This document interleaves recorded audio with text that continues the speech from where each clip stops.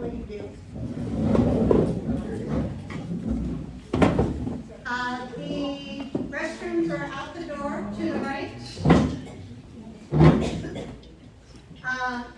You turn off your phone so it still is echoing. On the table today, you'll find your notes. Christina, our speaker, brought some from the DA's office. They're on the table. Plus, you have a one-page from me. You also have the survey at the bottom of the stuff. Note, it's a new survey. So go through it, read it. At the bottom of your survey, there's a question on there that I want you to answer that I didn't type in. Who here came to the holiday special last year in December? Okay, so just stand at the bottom of the survey, make a note saying, would you like the carolers back, yes or no? Because I'm starting to plan December's survey, or December's survey. If you want the carolers back. Oh, the carol. I brought it down here, because it was echoing. Can you hear me now? Higher? Everybody back? You got it? Okay. On the survey also is my usual question, would you like to have a coffee date with me? No obligation, I buy the coffee or breakfast or lunch or cocktails, whatever you want to do. We can talk about whatever you need to talk about. Whether it's the weather, whether it's a trust, whether it's selling your house, whether it's downsizing. No obligation, or whether it's really just to get to know each other better. Happy to meet with you one-on-one. Circle the yes, no, or maybe on your survey, and I'll give you a call. We'll set up a coffee. Also, on the survey's last note on that, everybody that fills one out completely goes into a drawing for a $50 gift card. So, because the information is really important to me, it's an encouragement to get the surveys done. Today's goal, education. As always, not a sales presentation. It's specifically about scams, protecting yourself from fraud.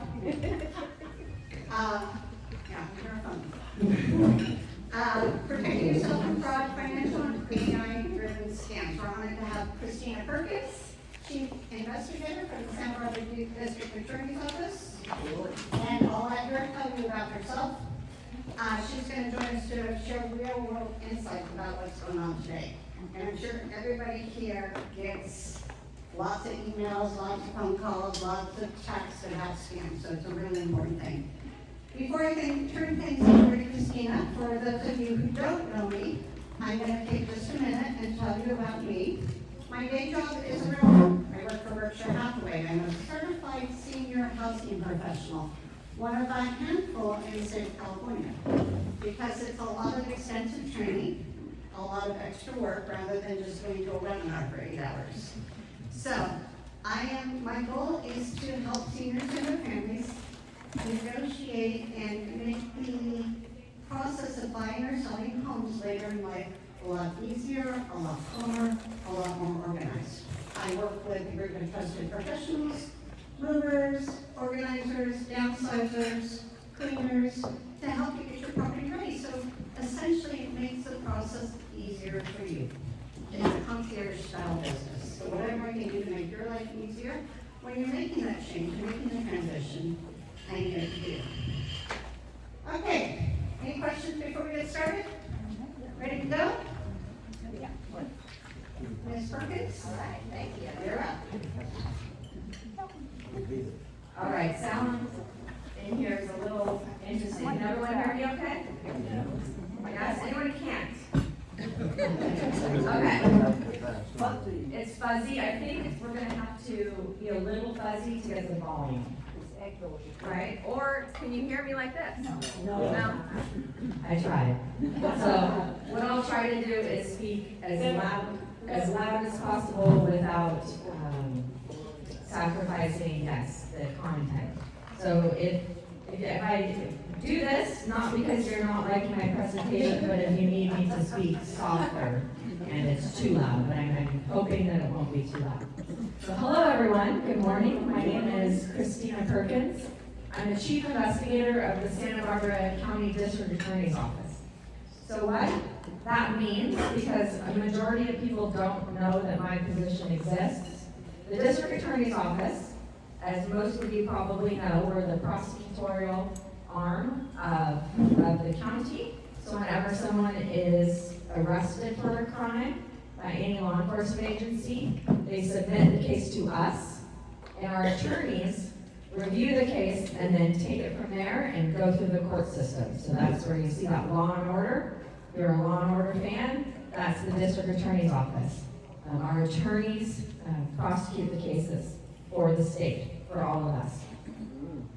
What I do is every district attorney's office actually has a little police department in it. And that's what a lot of people don't know.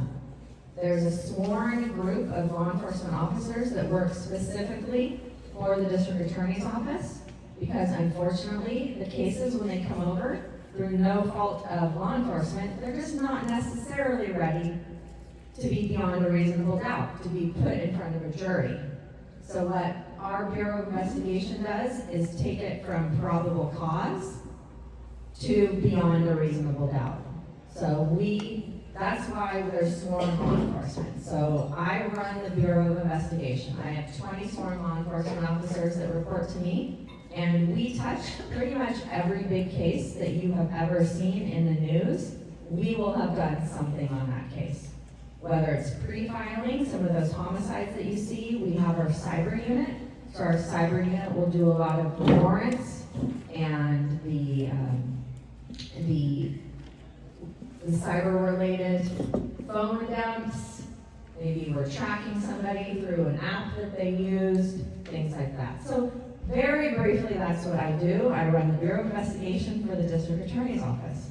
So I've been the chief for about 4.5 years, and I started with the District Attorney's Office as an investigator in 2013. I went into our Special Investigations Unit, so what I started to do was specialize in a lot of financial crimes. So what the District Attorney's Office also does is we're the original jurisdiction for frauds, majority of the frauds, like real estate fraud. If Terry, as the realtors in town will know, there's a lot of real estate fraud that happens. So we have 2 investigators that are paid through a tax.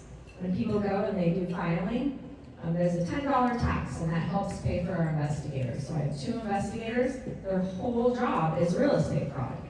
And one of the things I started noticing is there was a lot of financial fraud happening in the community that could maybe fall under real estate fraud, but when the victims would go to law enforcement wouldn't really know what to do. It was kind of specialized, so they would think it may be civil, or it would be really complicated that it couldn't receive the investigation that it needed to. So when I took over as chief, I really felt like the victims of these types of crimes weren't receiving the support that they needed. And that didn't necessarily mean criminally prosecuting everyone, which we try, but we can't. We just don't have the resources.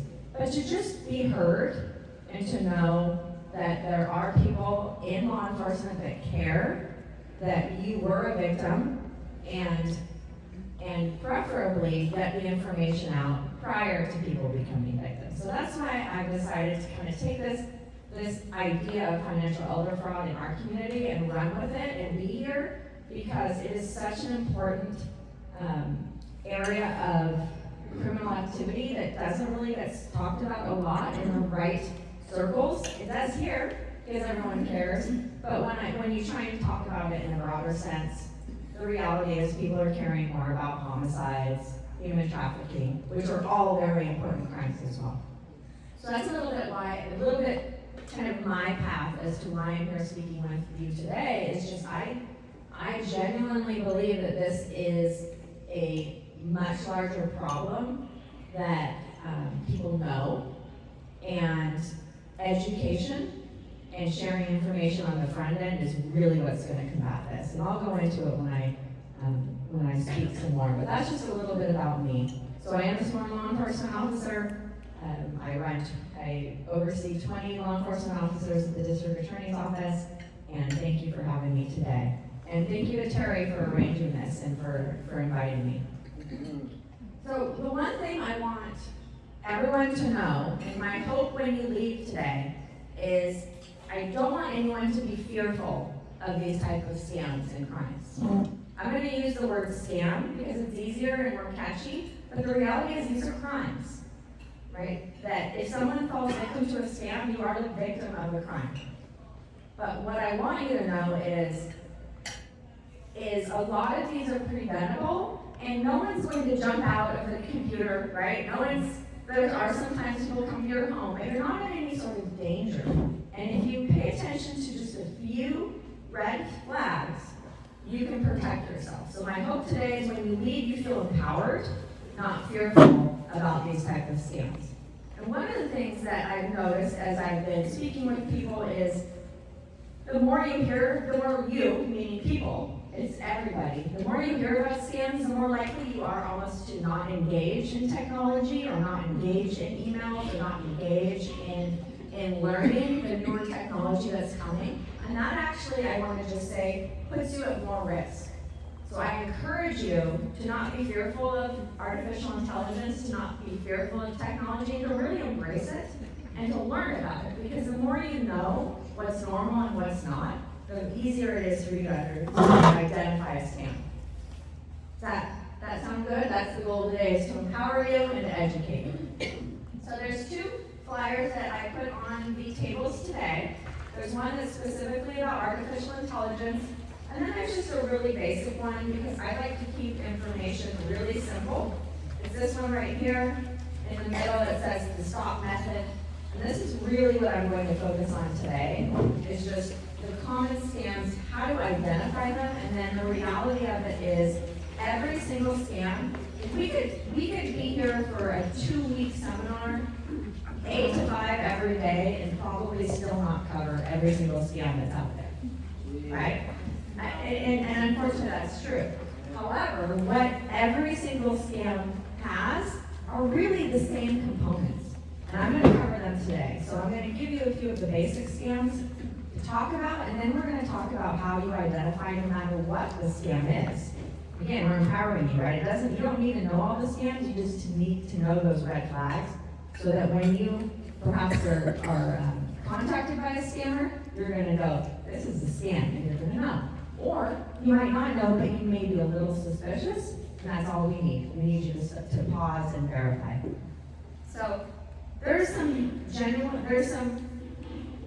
basic scams that I'm sure everyone has heard of, if not almost been the victim of, if not has been the victim of. I've already had a few people approach me to talk about some of the scams, and they're right off the list of all those basic scams that we see. So the number one scam that people like to talk about is that fake family emergency scam, also known as the grandparent scam. And that could be actually anything, any family member, but who knows what I'm talking about? Just raise your hands when you say the grandparent scam. Who has received the grandparent scam call? Right. And more than one. More than one. More than one. Who's received the grandparent scam and is a grandparent? Yeah. Those are always pretty easy to identify. So what the grandparent scam is, for those that may not have heard of it before, is you will receive a phone call, and it's either an AI-generated voice of your real relative, and we call it grandparent, but it could be daughter, it could be friend, it could be anyone. It's just grandparent scams and catchy one. It could be an actual AI-generated voice of your real grandchild or relative, or it's not, but you instantly go into an emotional place that you're rightfully frightened for your relative or grandchild, and you're not necessarily thinking clearly. And that's what I talk about when I'm going to talk about more, is that emotional reaction. So the grandparent scam it has many forms, but the general one is you receive a phone call from your grandchild. They're either in Mexico and they got arrested, or they got in a car accident and they need money immediately. And so they're calling you to say, I can't tell mom or dad, I need you to help me immediately. Can you wire me money, or some sort of way that they get money? So that's the grandparent scam. It seems pretty like who would fall for that? A lot of people, actually, unfortunately. And we'll go into why. So any sort of phone call that you receive that is making you act immediately without being able to confirm anything with anyone, please be suspicious. So the next one I want to talk about is emails or text messages pretending to be your bank. And who has received a email or text message scam? I guess I should ask, who hasn't received an email or text scam? Right, okay, so that's good. We need to get on whatever phone list you're on. So the email or text message scam, and I'll go into this in depth. So I'm going to just go real quick over some of the scams and then go into it in more depth. Ooh, is that better?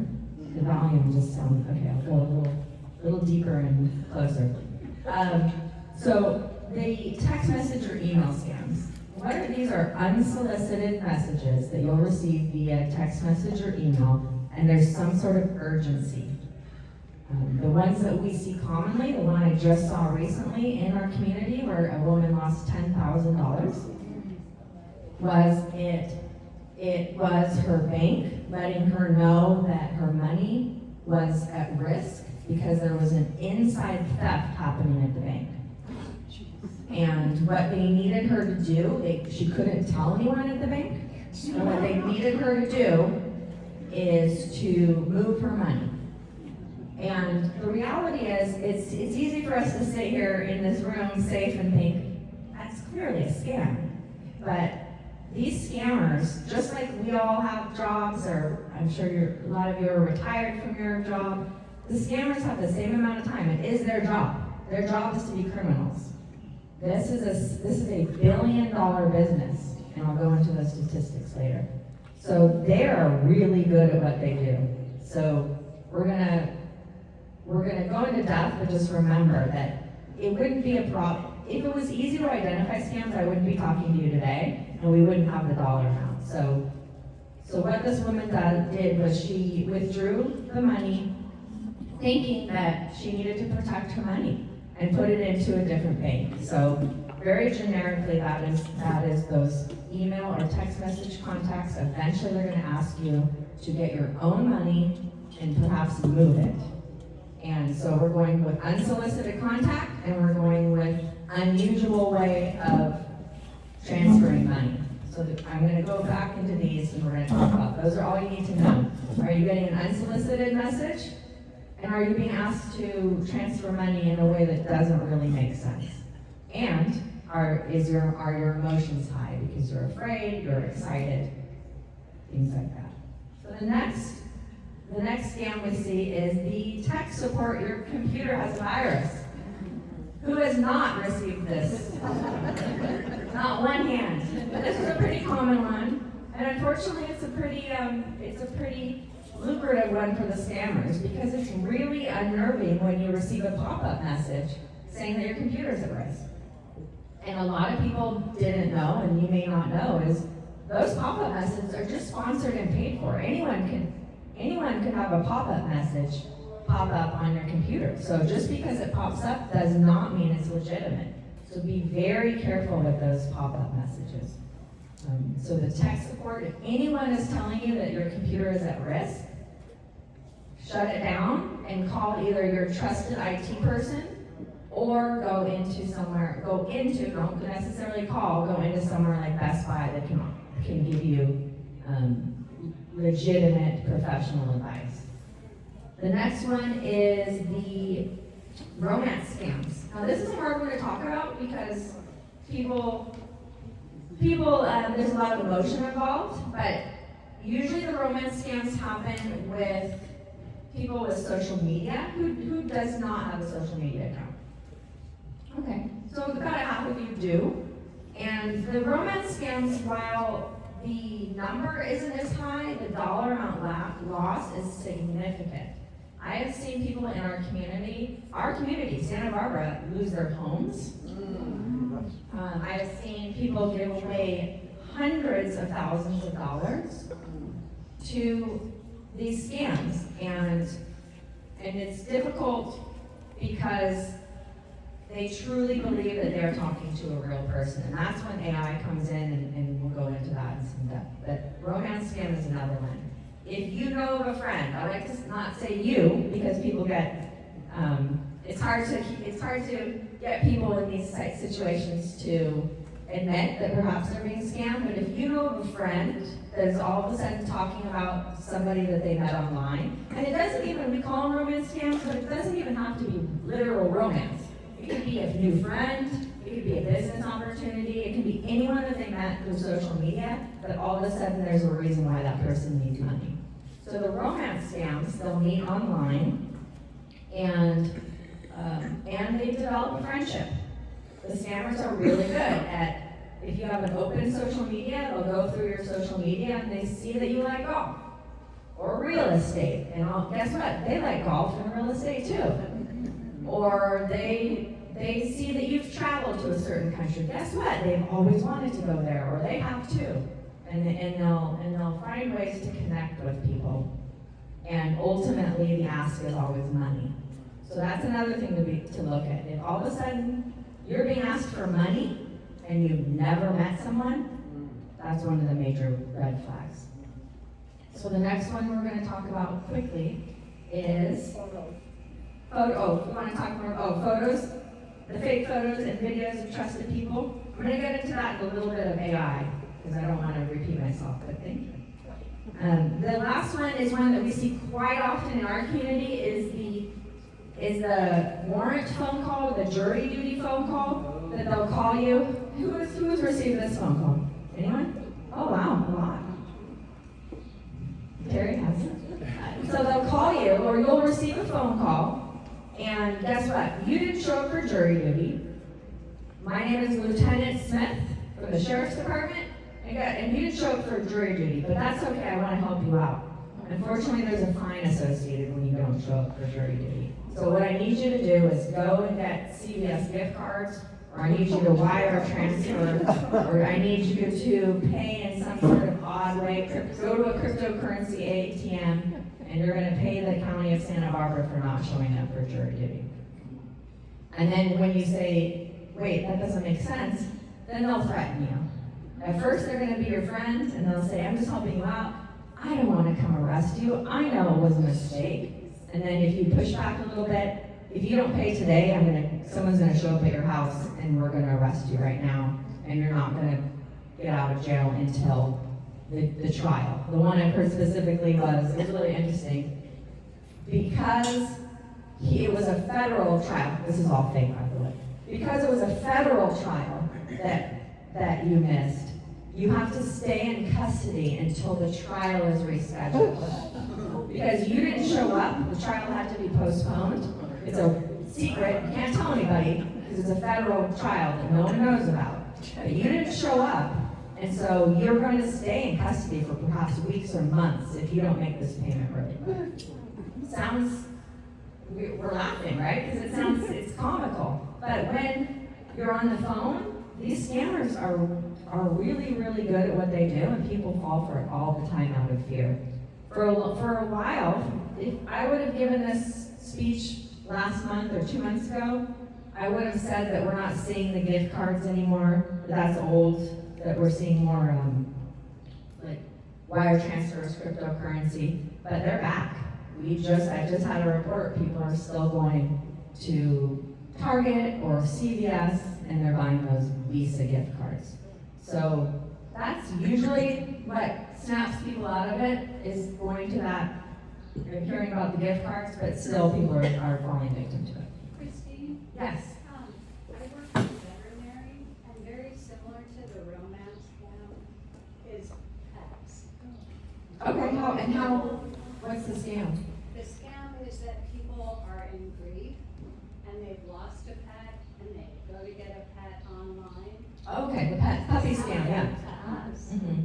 and buying a pet online that's across the country. Right. We will go drive and get the pet. Oh no, we have transport for you. Right, you just have to pay. Buy cards, we'll take care of everything, and you're out of gazillions of dollars. Right, and so that follows the same kind of script as any sort of purchase online. We'll see rental scams. I'm sure Terry sees this all the time.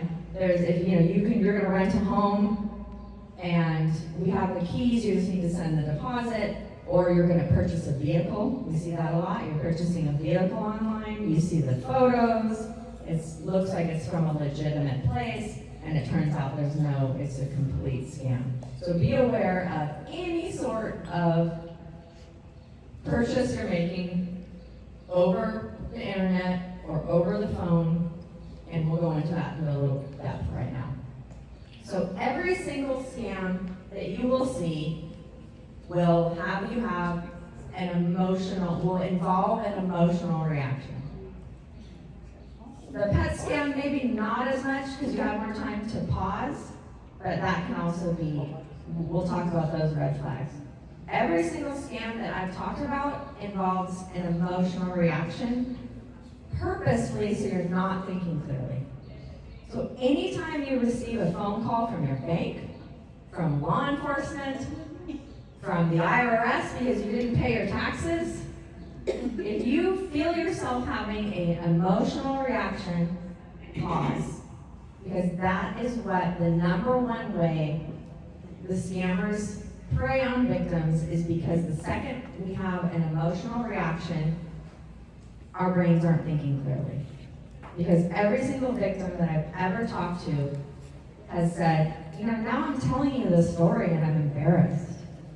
It just doesn't make any sense, but at the time it felt so real. And the reason for that is because they immediately went to a place of fear or excitement. I didn't talk about the lotto. There's also times when you're excited because you think you won something or you're receiving something free. Or even the puppy thing could probably, you found the perfect dog and you're excited about it. That's a happy emotion. It's a good deal. Anytime you have an emotional reaction, pause.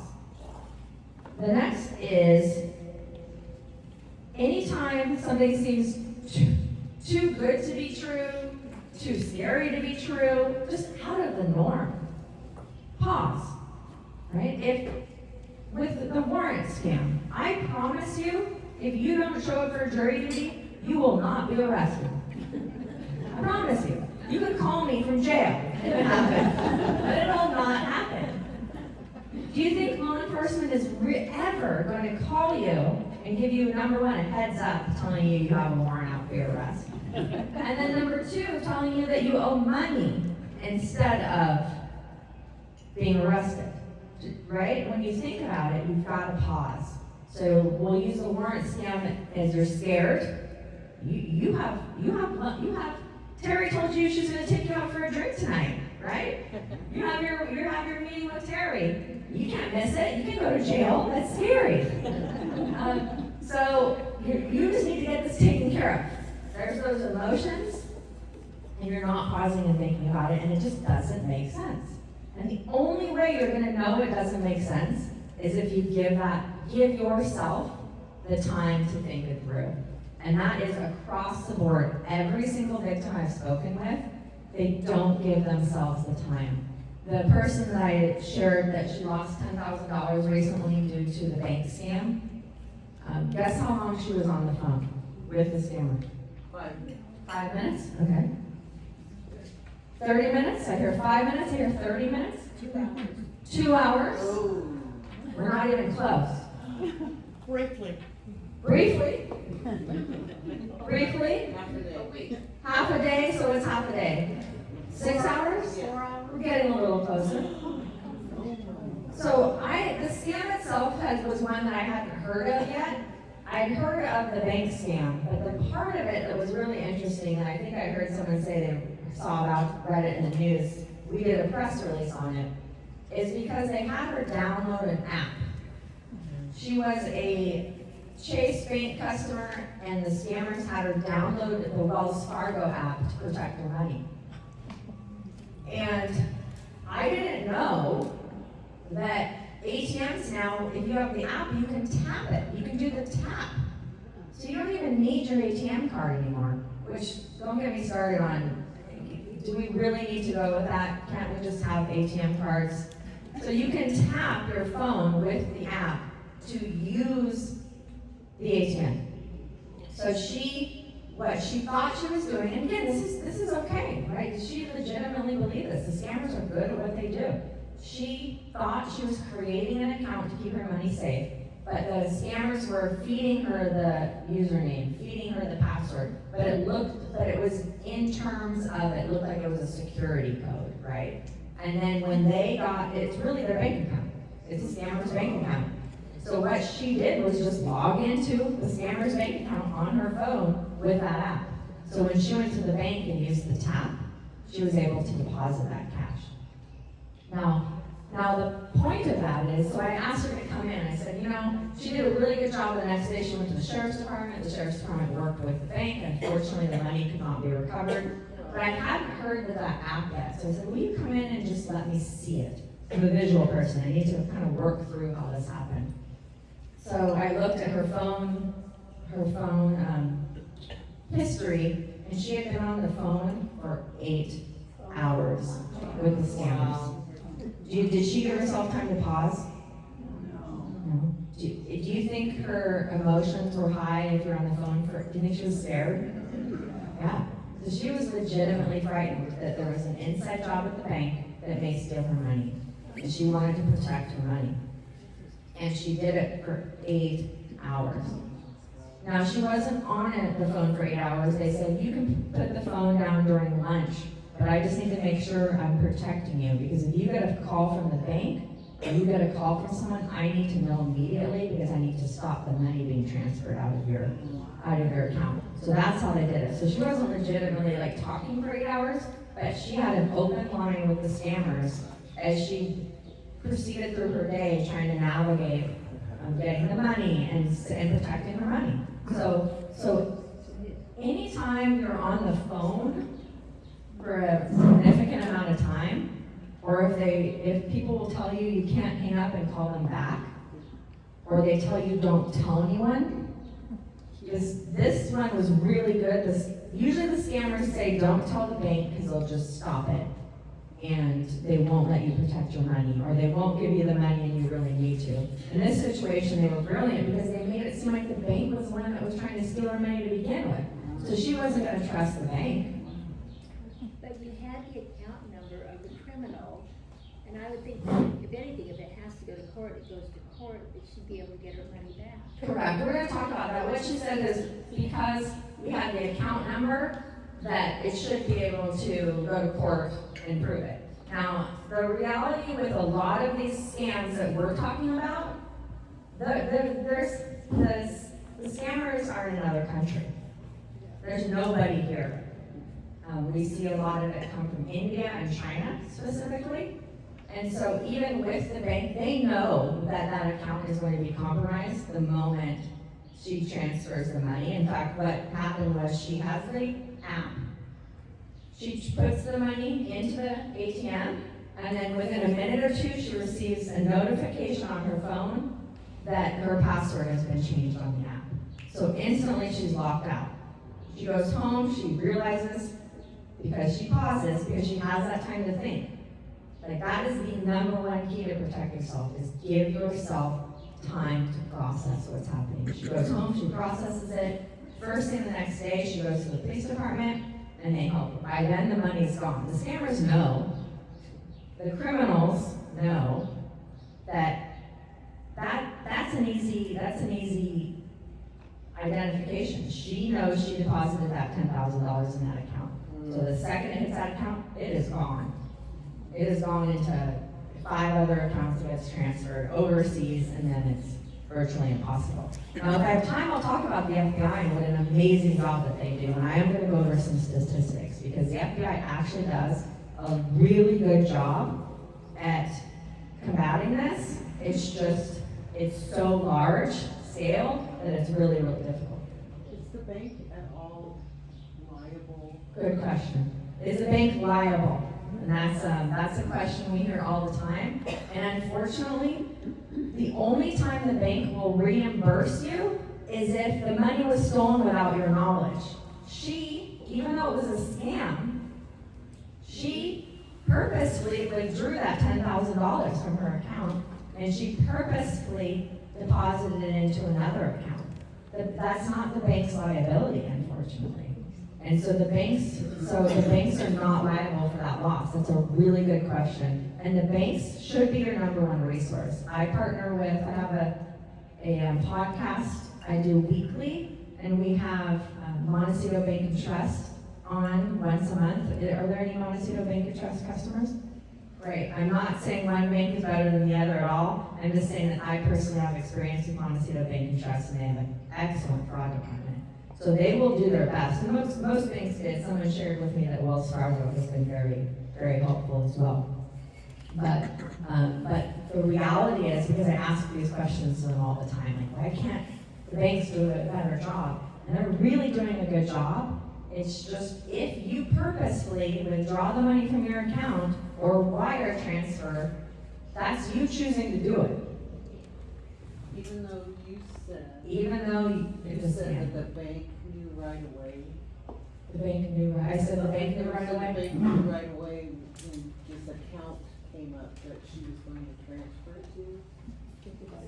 So I maybe misheard you, I don't know. Trying to think of what I said.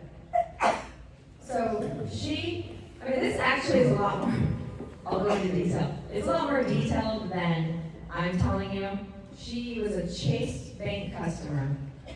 She actually tried to wire the money first. And Chase did a really good job and declined it and said, no, this is a scam. Because she was still so fearful, and it helped reinforce what the scammers were saying is, see, the bank's not letting you protect your money. I told you, the second you did that wire transfer, if they call you and tell you that they won't accept it, that proves it's a scam. So when they called and said, this is a scam, and they tried to protect her, she wouldn't believe it. And so she withdrew the $10,000 against Chase's recommendation, but the banks can't. You can do whatever you want with your money. The banks can try and help you, but they can't tell you you can't withdraw your money. And that's a good thing. We don't want banks to be able to keep their money. So she then withdrew the money, deposited it into Wells Fargo. Wells Fargo found out about it after she reported it, which was not until the next day. So that was how, and by then, that money has gone 5 times over abroad into accounts. So that's an example of a fraud that sounds like who would fall for that. A lot of people fall for this, right? And that's just something that we need to be careful of. So the point of this one is, it's a great story though, right? It's a shocking story, and it happened here locally, is that you really need to pause. You have to give yourself space. There's no law enforcement officer that isn't going to allow you to call them back. No law enforcement officer will call you and tell you you have a warrant. 2 reasons. What do you think those reasons are? Pardon? They don't do it, they don't have time. They don't have time. That's a good one. It's not 2, but it's true. They don't have time to worry about jury duty. The 2 things are, the number 1 is safety. Yeah. Why would we tell you we're coming to arrest you? I know everyone in this room isn't going to harm law enforcement officers, but the reality is there are some people that do. So you're never going to give someone a heads up, hi, I'm coming to your house to arrest you. And then the second one is, that's kind of the fun part of the job, arresting people. Right? Why am I going to become a fine collector, which we would never do? Why would I call people, why would I go through the police academy, do all this training, want to help the community, and then end up on the phone asking people to pay money? No, I'm going to go arrest you, right? So those are the 2 reasons why law enforcement is never going to call you and give you a heads up that you're going to be arrested. And if they do, and it is for some reason, I'm thinking of something that happened, and you really do have a warrant out for your arrest, which you don't, law enforcement will never, ever, ever be angry if you say, I feel a little uncomfortable, I'm going to hang up. What's your name? I'm going to hang up, I'm going to call the main line of the police department, the sheriff's department, and then I'm going to ask to be transferred to you. Every single law enforcement officer will say, absolutely, great. Hey, you find the phone number on your own, I'm not even going to give it to you because I think it's great that you're trying to protect yourself. And then they'll let the front desk line know, hey, someone's about to call me, make sure that you transfer it to me immediately. So no one will ever be upset or angry that you're asking for verification. And that's everywhere, that's across the board. The banks will never be upset or angry that you're asking for verification. They're going to support you. There's not one scam that if someone just needs to verify, if you're a business person, right, you're going to want and respect that your clients are asking to verify information. That's a good thing to do. So we talked about your emotions, and just be very thoughtful. If you're scared or you're excited or you're confused, pay attention to that. That is a huge red flag. If you're told that you can't tell anyone or that time is of the essence, it's urgent, that is a #1 red flag for it being a scam. You need to slow it down. You need to give yourself pause to think about it. It kind of goes with everything in life, right? I'm gonna have like marriage counselors, don't they tell you don't have conversations angry or upset, right? Don't make important decisions when your emotions are high. And that goes with everything. So just give yourself grace and say, yeah, I need to process this. I just got a phone call I'm not expecting. Can you call me back in 1 hour? Or I'm gonna call you, but you're saying you're from Chase Bank, you're saying you're from United Airlines about my flight, which I have a good story about that one. And I mean, can you just call me back in 1 hour and give yourself time to think? The next is, when you create that space and you're still not able to really process it, talk to somebody. Tell somebody else. Because what did we just do? When I was telling you those stories, did you know it was a scam? Absolutely you know it was a scam. Your best friend tells you that they met this wonderful person online, or even better, Kevin Costner, because Kevin Costner keeps messaging me on social media that he wants to meet me, right? Kevin Costner wants to meet me. Or one of you is my friend, are you gonna go, how do you know it's Kevin Costner? Because it says Kevin Costner on the social media page. So Kevin Costner created a Facebook and he's trying to meet you through Facebook. And then the second, you kindly, right, you're doing it in a kind way, but you question your friends. And so the second you start telling somebody about it, it helps you hear it out loud, and then also you're getting another input. Everyone in this room, you should match up and find a buddy, a scam buddy, right? You're like, hey, I'm gonna call you if I have this really good investment opportunity. I'm gonna make $5 million, but I just need to sell my home, which Terry can help with. I just need to sell my home because I need a quick $800,000, but get instantly. They've already given me 20. Sometimes they'll give a little bit of seed money, right? They've already given me $20,000. It's gonna be 20 million in 5 years. I just need to sell my home. You talk to somebody, right? I heard, what's your name? Shelly. Call Shelly. Shelly will tell you, you know what, I think you need to vet that a little more, right? So those are some really basic ways. It doesn't really matter what the scam is, other than if you follow those basic skills, 99% of them you'll be able to identify. I'm gonna ask you to make sure I got right. So I got a phone call, I was busy in the yard working, and Wells Fargo saying, call back, and I'm a clever boy, so I go, well, here's the phone number, let me go on the internet and find out it's Wells Fargo. And it was Wells Fargo, but it was Jonathan. So Jonathan's telling me the story, security problems, all that stuff. Anyways,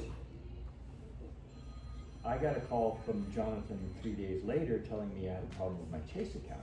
And I go, I recognize the voice. Hey, Jonathan, did you change banks? And he hung up. But the question I have, in both instances, they were legit phone numbers Okay, we're an talking about address in spoofing. December. Yes. Yeah, so Nice. that's real, that's what I'm asking. Yeah. So what he said is he received the messages, phone calls? Sorry, it was Wells Fargo the first time, and I Right. looked on the internet, and that phone number was associated with a branch in San Francisco. And then the Chase was associated with something with Now, Florida. did you call them back using the phone number did you call them back using? I called it, from the internet, I called the number Chase, and the San Francisco branch said we're closed. Right. Okay, so anyway, and then Jonathan happens to just call me again. From Chase. From a different place, and I recognized him and hung up quickly. But again, he was from Chase in Florida. Right. So what it is he's received a phone call from a phone number, which he did the right thing, and he verified it online. And that phone number did come up as legitimate Wells Fargo. So that makes you go, oh, okay, this is Wells Fargo. Are you a Wells Fargo customer? Well, we recently got a Wells Fargo card, that's what made me think Okay. that the brand new account, maybe something, you know. All right. And then he vetted it a little bit. He called the number himself, 1-800 Wells Fargo, San Francisco. And then they were closed. And then he gets another phone call from the same person. Now that person's I'm from Chase. And the phone number was a legitimate Chase phone number from Florida. Florida. So what that is that's called spoofing. Yeah. And what spoofing is the criminals and scammers can through technology mimic or have a fake phone number be presenting as who's calling when that's actually not who's calling. So just because, now we're going to start going into the details about these, and again, remember that's why it's hard to go into every single scam, because we can be here for 2 weeks, which I'm happy to. You guys know. Jerry, you want to host 2 weeks sometime? But it's those emotions, because what would probably happen is if you would have gotten a hold of Jonathan, there was something wrong with your account, something was wrong, you needed to protect your money, and then we'll go through that. We'll go through those feelings. Don't tell anybody you need to send me money through some unusual way, and that's what that is. But what he's talking about is spoofing, and that's pretty common. So never, ever trust the phone number that's popping up if you get to that point where they're asking unusual questions or making you feel like there's some sort of emergency. So I actually got a really interesting spoofing the other day. I was driving in my car is hooked up to Bluetooth, so it pops up on my screen who's calling. And guess who called me? Not Kevin Costner. T-Mobile? No, but that's a good guess. Myself. I was calling myself. And I thought, that's odd. Did I sit on my phone? No, I'm calling myself. And then I looked, it was really, I'm going to have to research this. It just happened a couple days ago. So on my screen, it shows I was calling myself. And then on my phone, though, when I didn't pick up, it had a different phone number. So somehow it spoofed me, but because of the Bluetooth connection, it actually showed the number on my phone when I looked at it later. But spoofing is, so never trust the phone number. If they're asking for, hi, this is your bank, I don't even know why they call you these days, but if they're calling about something that's super benign, that's what I want to talk to you. That's what I want to make you feel, right? Don't be fearful. When your phone rings and you answer it, or it's your grandchild, don't be fearful that it's a grandparent scam. You can pick up, you can speak to them if it's a spoof number, but the second those red flags come into play, then it's time to disengage. So I really it's hard because any phone number you see could not be the real phone number. But I don't want you to walk away and say, I'm never answering my phone ever again. Right? That's the opposite. I want you to know about spoofing. I want you to go home and I want you to Google spoofing. I want you to research spoofing. I want you to understand it. But most importantly, I want you to know the red flags about a scam, because then it doesn't matter if the spoof gets through to you, you knew. And you did an excellent job, right? You called back on the number that it's supposed to be. They didn't pick up. I guarantee if you would have spoken with them, they would have said, no, we didn't. I have a follow-on. Jonathan called me the third time. Oh, no. By that time, I downloaded, and Apple allows a screening calls if you don't. Right, right. So I actually installed that, and Jonathan, I got the voice note that says, Jonathan calling, I'm from this other bank, and call me back. Well, I called him back, going, is this my Jonathan? So I call him back. You and Jonathan are buddies. And someone answers, it's noisy, like a call center. And they go, hey, John, I'm looking for Jonathan here. And they go, oh, Jonathan's not here, he's on a break. I go, oh my God. But anyways, this was Apple offering support me on how do I not have this happen, distracting me and confusing me. Right, so what he said was he received a third call from Jonathan, from a different bank. He was Apple, because he went through Apple and used their service where they help identify spam calls, which all of your phone carriers should do. That's another reason why staying up to date on technology and updating your phones and getting the newer versions of phones is really beneficial, because they'll have some built-in scam and fraud protection that you don't even need to do, whereas those older phones might not have that. So again, you do what's most comfortable. I know changing phones, I feel the same way every time I have to learn something new, but the benefits of newer versions of phones, there's so many added ability for technology that you don't even need to call Apple, or you don't even need to call your phone carrier, that'll have in its place. One of them is, and I don't know if this is what you saw, but right now, anyone that calls me that's not a contact, before they can even, before it gets through to me that it even rings, they have to tell me who they are.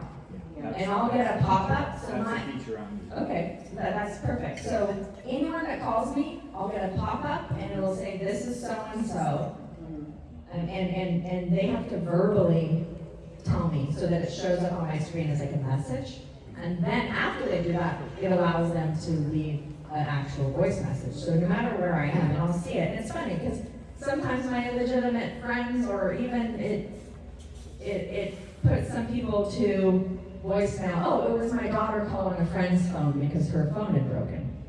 So it was funny reading the transcript because she's like totally confused that she had to pre-screen and leave, telling me who she is. But the reason why she did was because she was calling from a number that wasn't in my phone. My husband and I use an app called Nomo Robo. Nomo Robo, okay. It really works. It's a Right. subscription for the year. It's like, I don't know, $9.99 or something. It's not expensive. And you can choose whether you even hear a ring or whether it goes straight to your voicemail. Because if the number isn't in your contacts, you don't have to even hear the ring. Yeah. You can go through your voicemail at the end of the day and toss out all stuff. And see messages. And see. Yeah, but So it's she was explaining an app that does kind of the same thing as it pre-screens. They can do settings, and so you don't even need to ever see. Now, does it even let them leave a message? Yes. Okay. You choose whether they get to leave a message or not, and that way you get the messages from legitimate Right. callbacks that you may not have in your contacts. Correct. And then you're in control, you call them back. Okay. Because if anybody really wants to get a hold of you, does leave a legitimate message. Correct. But I can tell you, this is every day I get a phone call from some loan officer. Same. Is it Same. scam? Right. Yeah. So there's so many things out there. But if you do a lot of the phones now have that built-in capability. Yeah, I would like to make this statement. What you're presenting is very important information. I feel that the thing that people must really do is check your bank accounts and Yes. credit accounts on a regular basis. Yes. Because I doubt there's one person in this room whose personal information isn't already in the hands of a number of people. Correct. Why? Right. If you pay bills and you use a check, your account information is on the bottom of the check. If you use automatic pay, that information is already in the hands of people at the business or company. If you pay by by credit card, that's in the hands of people at a business or a company. Today, we have to trust that those people in businesses and companies aren't taking your personal information and selling it to people who are scammers because these people feel they need additional income. Right. And so that's why I feel it's so important that you follow your advice about check Thank you. your credit in your bank, wherever you use for services, because there isn't a person here that isn't subject to somebody using that information. Correct. And this could be this could be a whole topic on our 2-week presentation. is information checks, because it's true. And the nuances between that are 2 things. So you have, if someone accesses your bank account fraudulently, to your point, you're going to get reimbursed for that.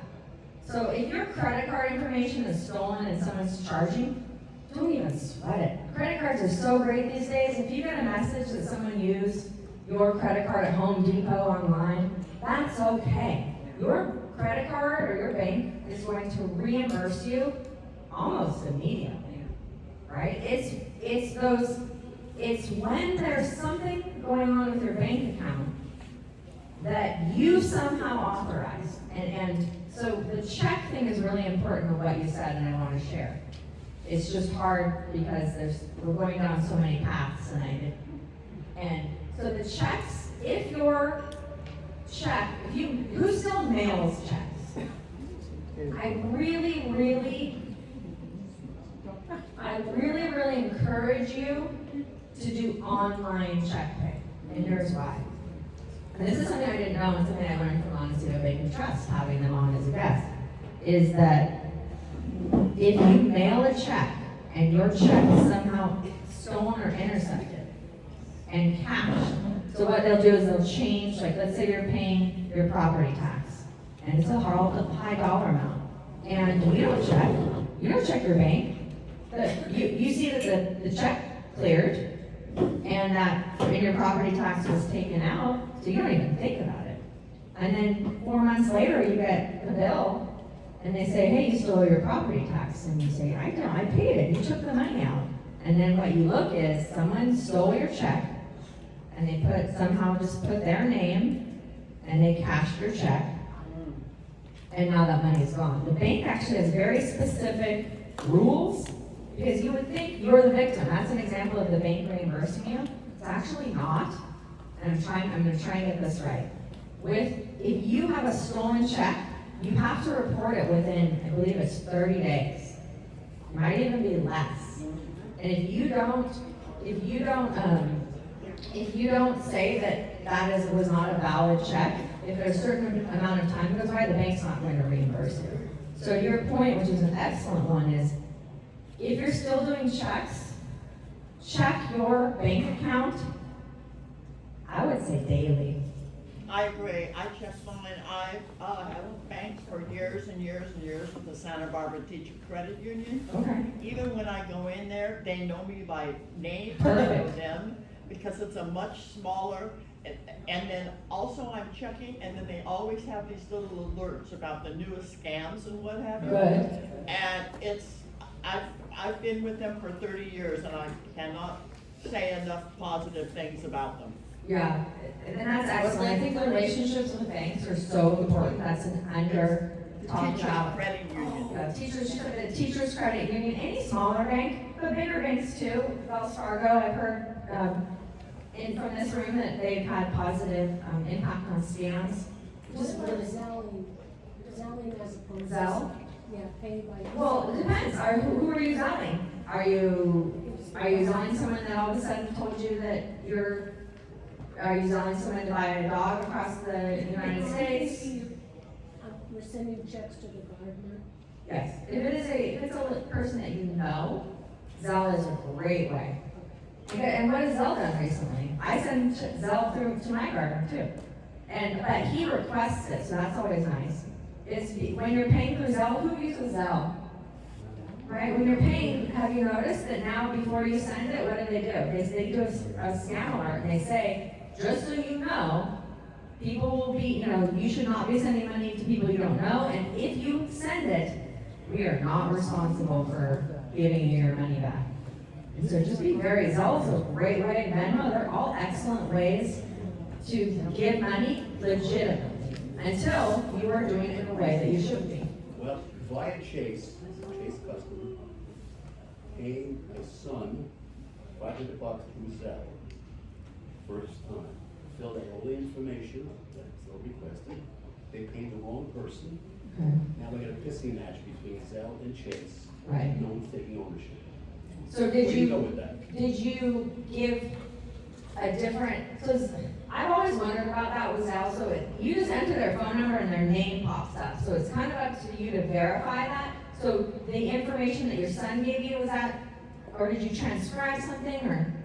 The catch is that email address, phone number, whatever, but they asked for a Zelle tag. Oh. So I didn't know what a Zelle tag was. I thought that it was like a personal code that you could have. They ended up paying the tag that I. Oh, okay. Now it's my problem. I haven't seen that, so, but, yeah, I mean, that's unfortunate, because like his point is, sometimes you, with using Zelle and Venmo, you have to be very careful, because if you somehow send it to the wrong person, even through no fault of your own, it's really up to that person to give you your money back. And if Zelle had that tag with somebody else, they should have told me. They should have told you, yeah.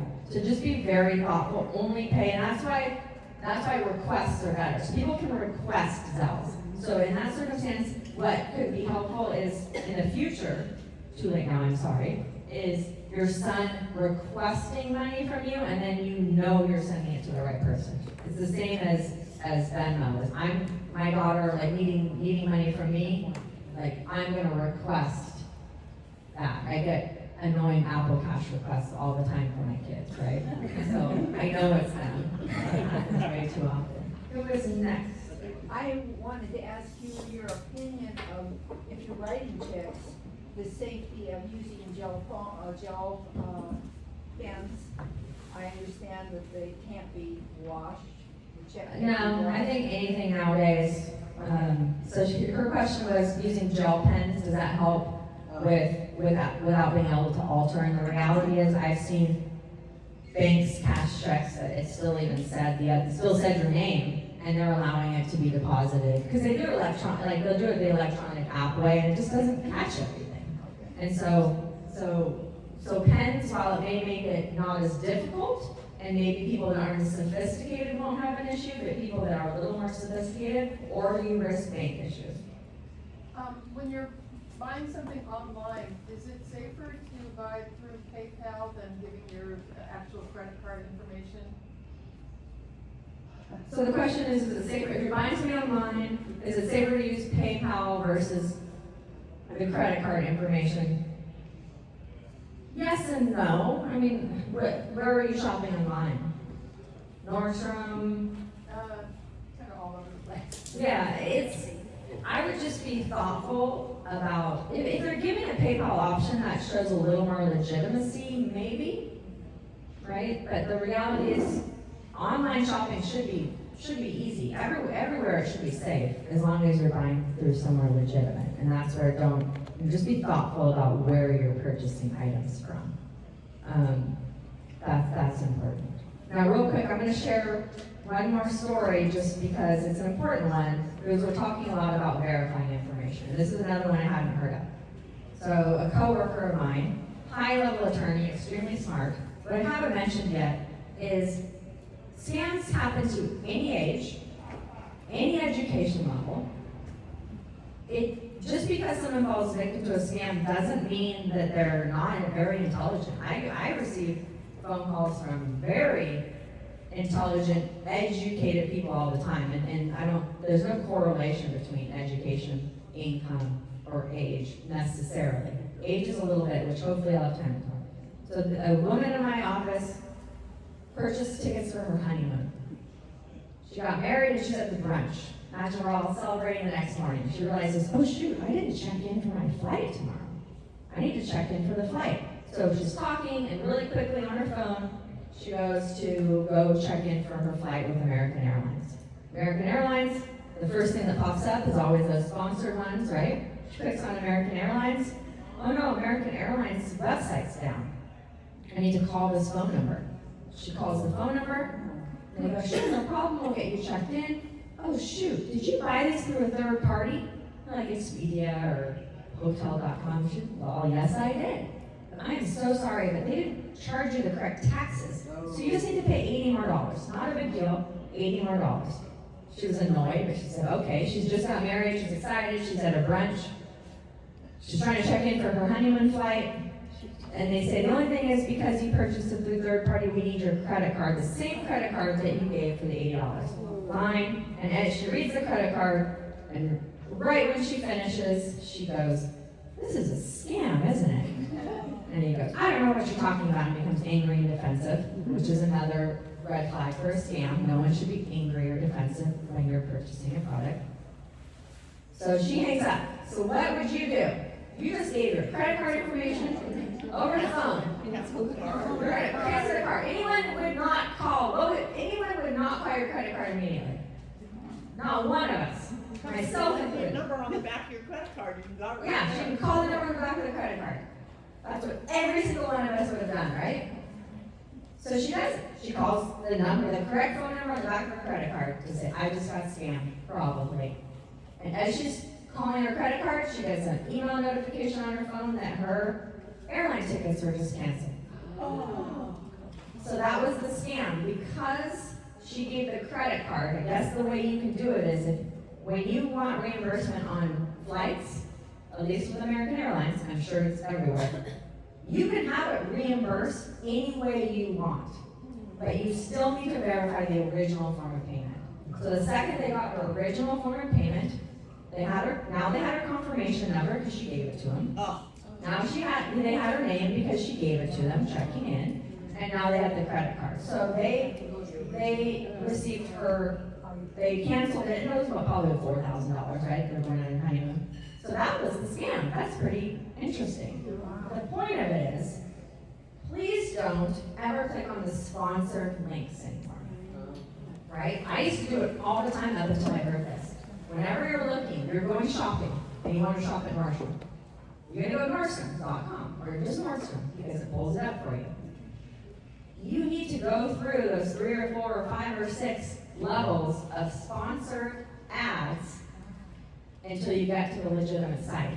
Now, realistically, Nordstrom they pay to be the sponsored ad when they're going to be the one on top, but you never know because it could be a scam. Currently, in hindsight, she's like, I should have known it was a scam. They said the website was down, so the scammers purchased, sponsored, made it look like a fake website, and she said, I should have known, but she shouldn't have, because it said, call now, there's no wait.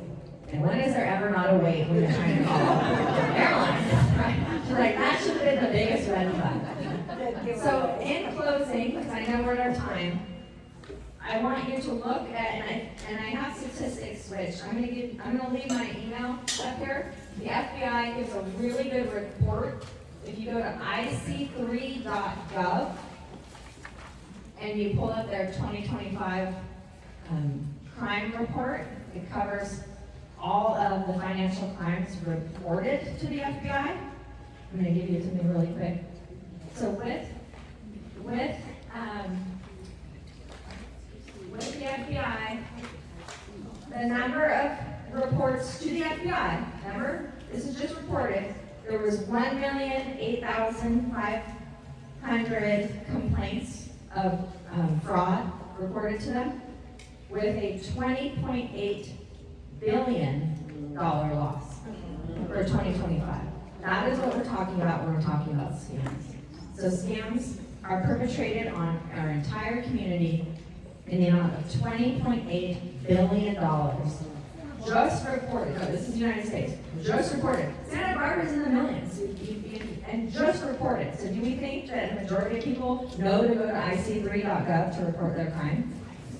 Would you clarify the letters in that address? Like intelligent, which you all are.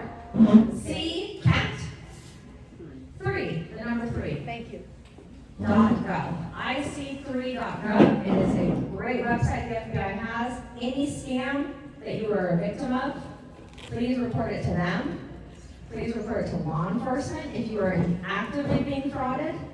If you have any questions, or if you think you might be the victim of a scam, my hotline is on there. It is not a banned hotline, so you will need to leave a message and we'll call you back. But, yes, one more question. I keep getting texts for saying from the post office, we have a package to deliver, but because of customs, blah, blah, Yes, blah. that's a scam. I know that, so I just deleted it. Perfect. But it gives a number, should I call this hotline and say, this is the No. number? No, that's an she asked about the messages that you have a package or there's been a delivery issue and it's a text message.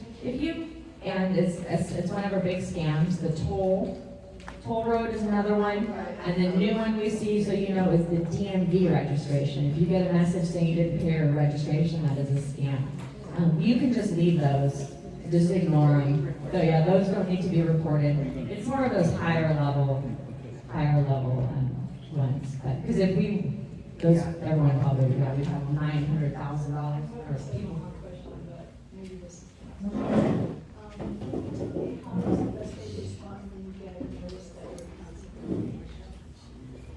Her question is, what's the best way to respond when you receive notice that your accounts have been breached? And are we talking about a legitimate notice that your accounts have been breached? Because you also could receive notice that your accounts have been breached and it's not legitimate. Is usually like one of those companies that say we're obligated to tell you that. So they'll usually, by law, they must give you a free membership to the credit reporting, like Experian, those. And so I would follow through with that. If you're not already tracking your credit, I would make sure I would take advantage of the free offer because you were a victim and use those services. So you can. Well, it's up to you. Every credit reporter would have an app. So you can, if you're tech and app savvy, which I recommend everyone work on that, then that would be a really easy way, or online. Is probably, I get tired of having 5 pages of apps, right? So online may be a better option, going to each individual one individually and registering with them. But I would take advantage of that free service. All right. In the interest of respect of your time, I've reached the end of today. I have my business card, my phone number, and email up here. And I'm happy to stay and answer any questions after individual. So we have time for a few more questions before we wrap it up. Yeah, Marley? I just wanted to share one that was brand new to me, and I don't know if you're aware of it. We're used to those CAPTCHAs where it says I'm a human or I'm not a computer, and you check that off, or you mark how many pictures have stoplights in it, that kind of thing. There's a new one where it asks you to type in like 3 digits on your computer as the CAPTCHA, and that then sends a virus or whatever on there. no. So that was new to me. I haven't heard of that either. Have you seen it yourself? I read it.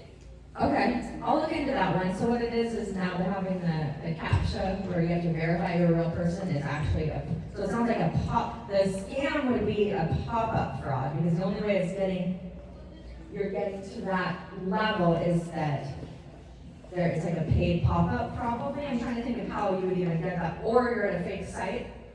Hi, I was a computer scientist for 50 years. All right. From the start of the internet. And there's a thing I would recommend to people. If you're in a browser and you click on a web page, it says Chase Bank, for example. What will happen is up in what was called the URL line, all that gobbledygook, look at the first part of it. Right. Unless it says chase.com, it isn't Chase Bank. Right. Similar thing, when you get an email that says it's from, I don't want to pick on Chase, Wells Fargo, if you click on that thing, the real email address will show up show it to you. And if it doesn't say wellsfargo.com, it's a scam. Correct. And that will be day 2 of our seminar. Is because there's a lot. So when there's a really quick and easy way when you suspect it's fraud or you're not sure is you just go and hover over the email address that sent it to you, and it'll tell you. And sometimes the scammers are super lazy, and it'll literally be a Gmail address that says like ABC123 at Gmail, and it's clearly not. Other times they're a lot more sophisticated, and it may say Wells Fargo, but there's only one L in Wells Fargo, right? So you need to just pay attention. But the reality is, don't click on anything. Call your bank and verify. We're going to take Joan's question and then Michelle, and then we need to wrap it up. What about fishing expeditions get constant phone calls, clearly offshore, claiming they're from Medicare. Medicare, government, so that falls into your warrant or or sort of government. If someone's contacting you and requesting any sort of information, it's going to be a scam. Because if you then Google Medicare, they'll tell you they do not call you, this is Medicare. Right. They do not call you unsolicited. But this is Right. constant. Right, so she's talking about the phishing scam, which phishing and spoofing are actually the #1 scam reported by age 60 plus, because it just encompasses so much, but it's just saying that they're from Medi-Cal. So that is any sort of government contact, just verify through the legitimate service. You'll also see like IRS, all of those, it's tax season, right? Make sure that you're not falling for those tax scams. Is a majority of government agencies, and I'm talking about every single one, Medi-Cal, is they're not going to contact you by the phone. They're just not. And so if you're receiving a phone call, you can be very safe to assume it's a scam and then verify maybe online anyway. And lastly is just be very careful about ChatGPT or sort of AI, is because the scammers are learning to feed fake information into those sources. Of course they would, right? That's if it's just gathering information and they're feeding fake phone numbers. So just go to the legitimate website and find the legitimate phone number. Don't get your information from the sponsored or AI generated answer. Okay, last one, Michelle. Have you heard anything about political donation websites? Political donation websites, yes, I have. That's another one. Someone else asked that same question. So yes, during election cycles specifically, but it could happen at any time. If you receive a text message, phone call, or email requesting a donation, even if you've donated before, just make sure you go to the legitimate website and donate that way. We want to make sure that your money is going to who you want it to go to, and a lot of times the criminal scammers will prey upon timing. Right now it's taxes, during election cycle it's elections, and they'll say, support me. If you don't support emotions, if you don't give your political party a preference, money right now, all's lost, and it's going to end, right? And they need your $100, otherwise the world is going to end. So they prey on those emotions. It's unsolicited, or maybe, because to the point earlier someone brought up, is they donated in the past, but then they just get inundated by other requests. So just be thoughtful. Make sure your money is going to the right place. The way you do that is you go to the website. Every single candidate will have a legitimate website. Skip the sponsored ones and donate that way, or go in and donate locally. Great questions, everyone. Wow.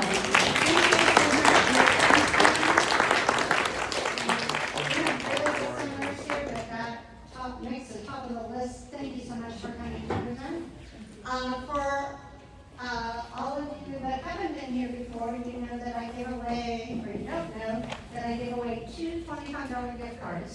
They're legitimate. Just for the time out of your day to come spend the morning with us and learn a whole bunch of stuff. I hope everybody learned something today. Yeah. All right. So, what's your names? No peeking. No peaches. I just feel this one's really good. And white. And what? And what? I don't think she's here. Yeah, can be here. Okay, I'm not good. One more. Okay. Try again. Sure.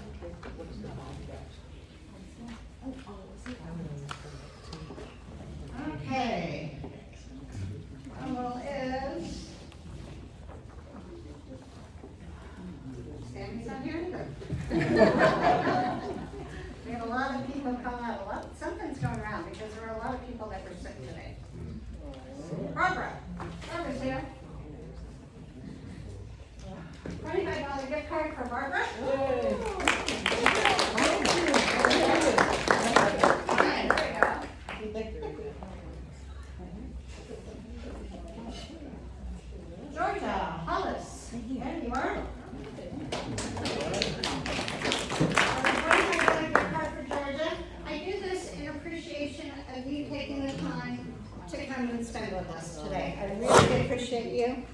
Thank you very much. You're welcome. So, there is no seminar to make. Because I'm headed off to my certified senior housing professional senior seminar mastery class. So, help me present the member seminars. But I will be here in June, July. It's a two-part series on senior living. First part is 6 beds, what we call 6 beds, and independent and assisted living. And then in July is all on CCRCs, continuing care retirement communities, which is like San Juan, Valverde. Lots of good information. I'll have speakers from all those representatives from all the communities, or not all of them, but a couple of them, to come and educate you on what's going on. So, thank you again. Thank you. Hope to see you in June.